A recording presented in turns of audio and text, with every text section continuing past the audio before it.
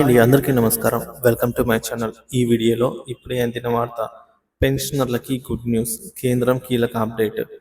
So ఈ తాజా సమాచారాన్ని వీడియోలో తెలుసుకుందాము. వీడియోని ఎక్కడే కానీ స్కిప్ చేయకుండా ఎండ్ వరకు చూడండి. అప్పుడు ఇన్ఫర్మేషన్ పూర్తిగా అర్థమవుతుంది. వీడియో చూస్తున్న ప్రతి ఒక్కరు వీడియోకి లైక్ చేయండి ఫ్రెండ్స్. అలాగే వీడియోని తోటి ఉద్యోగ పెన్షన్ మిత్రులతో అయితే షేర్ చేయండి.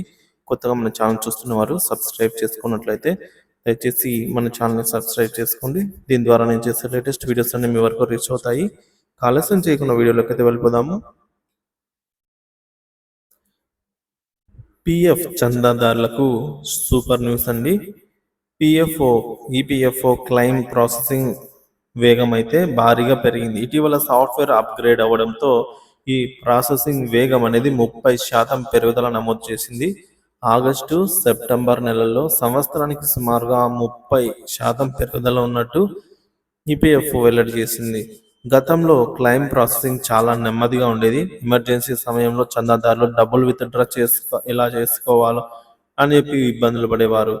అయితే తాజా సాఫ్ట్వేర్ అప్గ్రేడ్ ప్రకారంగా ఈ సమస్యకు పరిష్కరించడంతో పిఎఫ్ విత్డ్రా వేగం పెరిగింది. ఈపీఎఫ్ఓ మరింత వేగవంతంగా క్లెయిమ్ ప్రాసెసింగ్ చేయడానికి అదనపు సాఫ్ట్వేర్ మరియు సాఫ్ట్వేర్ను అప్గ్రేడ్ చేయాలని ప్లాన్ చేస్తోంది. Centre for development of advanced computering అభివృద్ధి చేసినటువంటి కొత్త సాఫ్ట్వేర్ క్లెయిమ్ రిజెక్షన్ తగ్గించడంలో కీలక భూమిక పోషించింది. 2017-18లో రిజెక్షన్ రేటు దాదాపు 13% ఉండగా 2022-23కి అది 34%కి చేరింది.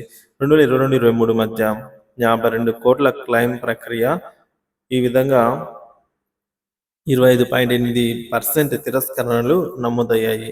ఇటీవల జరిగిన సాఫ్ట్వేర్ అప్గ్రేడ్తో క్లెయిమ్ ప్రాసెసింగ్ వేగం మరింత పెరగడంతో చందాదారులు హర్షం వ్యక్తం చేస్తున్నారు. ఇకపై ఈపీఎఫ్ఓ చందాదారుల కంపెనీ మార్పులు చెల్లింపుల వ్యవస్థను క్రమబద్ధీకరించడానికి డేటాబేస్లో సిస్టమ్ని కూడా ఏర్పాటు చేస్తుంది. ఇది 2 నెలల్లో పూర్తవుతుంది.